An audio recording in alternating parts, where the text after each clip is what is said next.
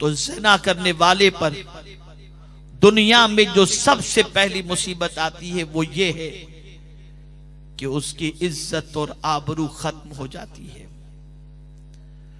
दूसरी मुसीबत, मेरे आका सल्लल्लाहु अलैहि वसल्लम इरशाद फरमाते हैं, तंगदस्ती पैदा हो जाती है,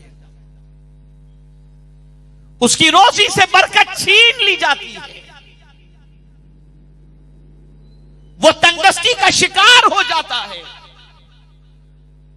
याद रखें, रिस्क का जिम्मा अल्लाह ने अपने दस्ते कुदरत में लिया है, वो जिसे चाहे जितना अता फरमाए।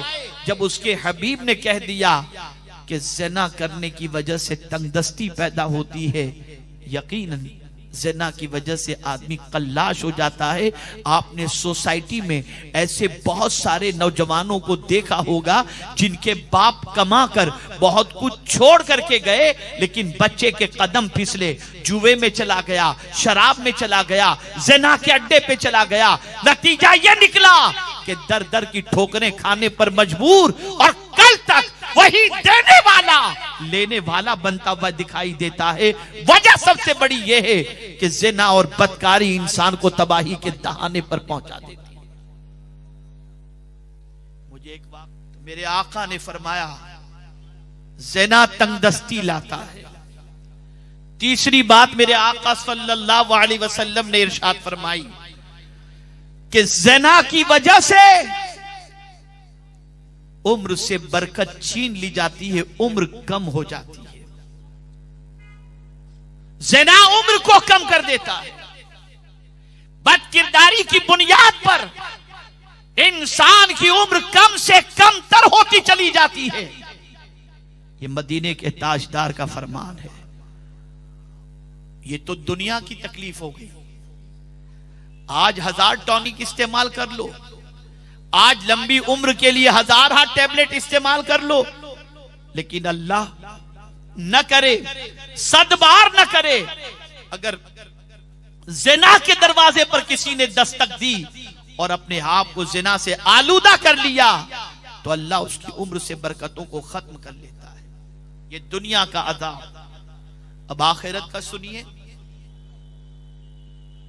आकाए करीम सल्लल्लाहु अलैहि वसल्लम ने इरशाद फरमाया, कल जब वो अपने रब से मिलेगा तो अल्लाह उससे नाराज होगा।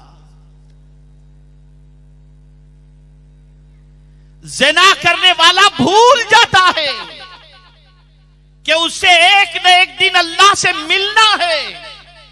मौत बरहक है, मौत से कोई फरार इख्तियार नहीं कर सकता।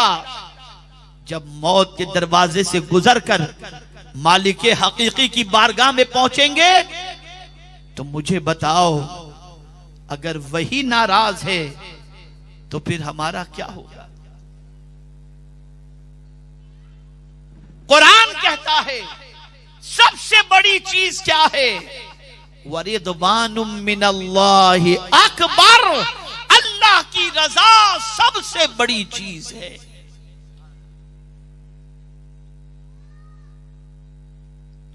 तो मेरे आका सल्लल्लाहु अलैहि वसल्लम ने इरशाद फरमाया, ज़िनाकार जब इस दुनिया से बगैर तौबा किए मर जाए तो अल्लाह की बारगाह में हाजिर होगा तो अल्लाह उससे नाराज होगा। दूसरी चीज आकाए करीम सल्लल्लाहु अलैहि वसल्लम ने इरशाद फरमाई, उसका हिसाब सख्त लिया जाएगा। हिसाब। आला हजरत जैसा अजीम मुजद्दिद जब हिसाब का तसव्वुर उनके दिमाग में आता है तो लरस जाते हैं और कहते हैं, करीम अपने करम का सदका लई में बेकद्र को न शर्मा, तू और रजा से हिसाब लेना। रजा भी कोई हिसाब में है। किसमें ताकत है मेरे रब को हिसाब देने की, मुझे बताओ।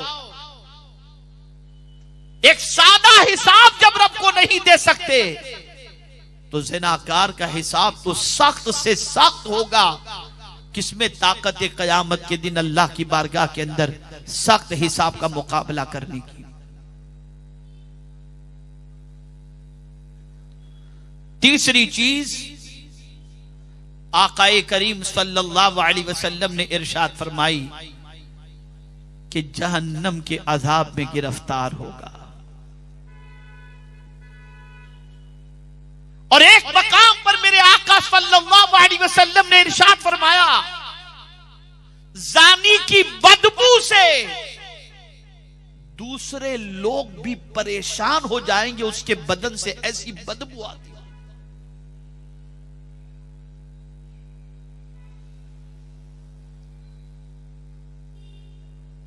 ऐ रसूल गिरामी वकार सल्लल्लाहु ताला अलैहि वसल्लम के दीवानों, सबसे बदतरीन जुर्म गुनाह जिना है, जिना।